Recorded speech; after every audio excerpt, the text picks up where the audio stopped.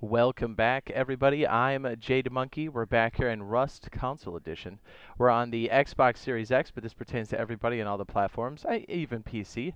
Core consoles across the board, all the way up to next gens, PlayStation, Xbox, all that good stuff. But this is a guide on how to get guns. We get the question quite a bit in Rust. People are like, "Man, how do you get your guns? How do you trade up? How do you find them? I'm having a hard time. I get my cheeks clapped up and down. What do I do?" So this is a guide to help you find those weapons and to maybe trade up, and it kind of show you some of the low-tier stuff that we can use to trade up and find weapons. Some of these have been found. Some of these have been taken off of other players. Yeah, so we constantly are always we're looting and we're clapping cheeks. A lot of these weapons come from other players, let's be honest. Look at it. It's so beautiful. All right, let's stick these in a box real quick. And we'll head over to the Outpost. Everything starts with the Outpost, doesn't it? Always. Okay, so right away, when you're getting started, I do have, like, if you're having a hard time in general just getting started, because you are going to get your cheeks clapped quite a bit in this game. So I do have a starter guide for those of you that are like, hey, I just need to get a foothold. I will go ahead and link that starter guide now in the upper right-hand corner. If you need that, go ahead and check that out. Or you can always click to it, add to watch later, however you want to do it. It's literally how we get started. Quite literally on any server at any time. Okay, so everything starts with the Outpost. Once you've established a bag somewhere and you've got some kind of loot, a lot of people are like, hey, how do I get weapons if I don't have weapons? One of the very first things you can do, and everybody has this, is the nail gun. And you're like, oh, the nail gun? No. It's OP. So if you go ahead and go, let me make sure I don't have everything in my hand. If I go to the weapons list here, you see the nail gun. It costs 75 metal fragments and 15 scrap. Why is this so good? In conjunction with a crossbow with bone arrows, as you can see, that takes rope, metal fragments, and wood.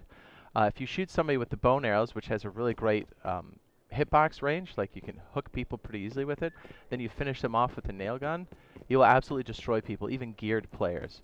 And you might be asking yourself, hey, I don't have a tier 1 workbench. See, it takes a level 1, and so does that. Well, guess what? The Outpost has everything you could possibly need. Bam. Level 1 workbench. Go get it. Now, you might be asking yourself, hey, doesn't that nail gun take some kind of bullets? It sure does, but it doesn't take gunpowder, and you don't even need to have a level 1 workbench to do it. So once you've got the weapon crafted, you can keep crafting these if you have metal fragments.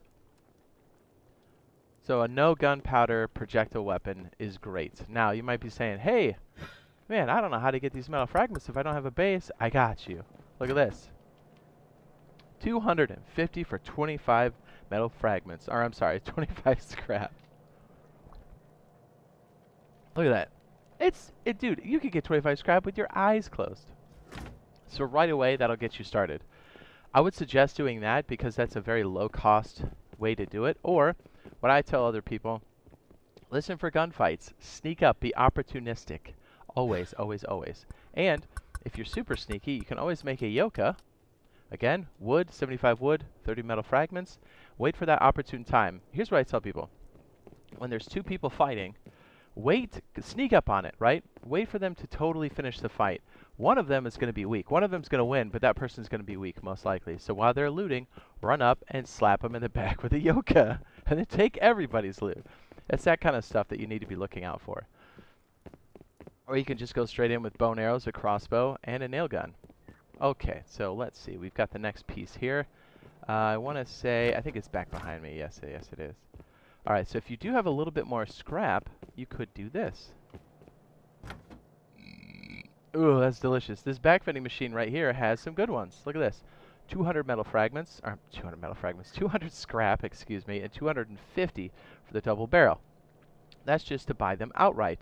But before you do that, I would hit your map button and check all of the shops around the area. A lot of people will sell extra weapons, like, okay, point in case, Guns R Us. This guy's selling it, if it's not a trap, for 55 scrap for one double barrel. Boom. If you want to learn it, the double barrel is 250 scrap on the research bench. But right away, if you check in the shops in the area, look, we've got a water pipe shotgun for 250 sulfur ore. If you're a brand new player, that's perfect, man. If you need a Thompson, or we call it a Timothy, 350 gunpowder. So if you're out there and you'd like to kind of come up, you've come in late, check these shops, man, and you know, take them back. Again, the Outpost has a research table. It's beautiful. The Outpost has everything you could possibly want. Check this out right here. Research bench. Bam! Right in your face. You don't need to build anything. You can just come in and start slapping. Okay, so a lot of people say, hey, that's cool and all. I'm good. I've got some of those, but how do I get some of the high-end stuff, right? Well, I'll give you some percentages after we kind of walk around here for a bit. Let me see. Do we have another one of these shops out here that are pretty good? Right, double barrel, 70 scrap. This guy's got a ton of stuff going on. Pistol bullet. Oh, here's another little tip. If you somehow research these weapons, and you're like, man, I didn't research the bullet. When you craft one of these, they do come with a bullet inside, so you can always eject it and then learn that if you need to. So, and then here's the building requirements for the revolver. It's not a bad one. I don't mind the revolver. I always kind of keep things in like a workbench 1, workbench 2 kind of scenario. I think some of the better ones are obviously going to be revolver, water pipe because it's a 0 component build. I actually haven't learned it yet.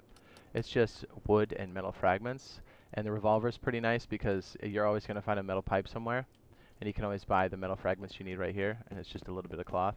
It comes with some bullets, so you never know what you can do. Alright, let's go outside and I'll show you some of these different areas. Man, my nose is running. I can feel it! Gross! Okay, so a lot of times people are like, hey, how do I get the bigger stuff? Well, let me tell you real quick that the Bandit Camp has probably one of the best weapons you could possibly want, and it doesn't take a workbench, but it does take a considerable amount of scrap. Right there at the very top, the LR300 assault rifle, 500 scrap, 10 left.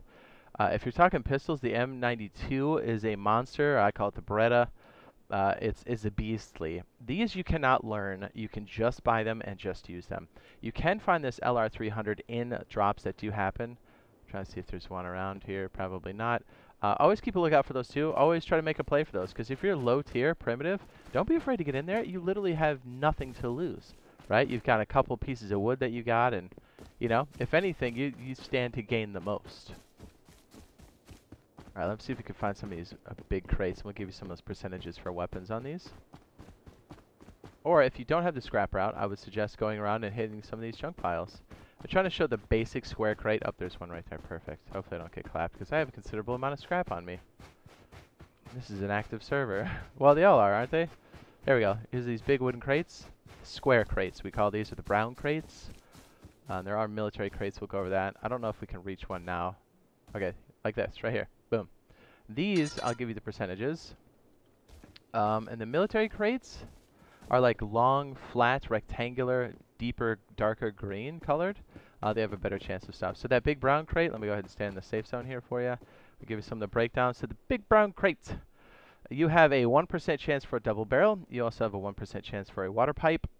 You've got some melee options, salvage, combat knife, although I don't think combat knife's in here for us. The revolver is also 1%. The salvage cleaver is also 1% for that particular crate. Also, fun fact, if you're trying to raid, it also has 1% for the satchel charge. So what it breaks down to is get more brown crates all the time. Run the different monuments.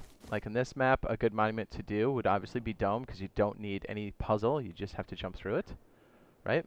You've got 4 military crates on the top, which is beautiful. We'll cover those in a second. Airfield, tons of puzzle stuff there. You don't even need to do the puzzles. If you hit some of these towers or the hangars themselves, you can get military crates and the brown crates. You know what? Let's go over the military crate real quick. I'm all over the place. Okay, so military crates is usually where it's at. You can get a semi-automatic rifle or a semi, or what we call a SAR. That is a 1% chance. A Python, 1%. Rocket launcher, just the tube, 1%. Pump shotgun, also 1%. Thompson or the Timothy, 1%. Custom SMG, 1%. Semi-automatic pistol, which is, we call it the P2, 1%. Flamethrower, 1%. And so on and so forth. You got some tool stuff, but basically you're looking at 1% for most of the weapons on those. So the more you do those, the better it gets. So sometimes you get lucky and you just grab it and you're good to go. By the way, if you're trying to do the airfield, I do have the puzzle video for the entire set here if you're trying to do the different armories, and that's also how you get the red card. I will link the airfield now in the upper right hand corner if you're trying to do those.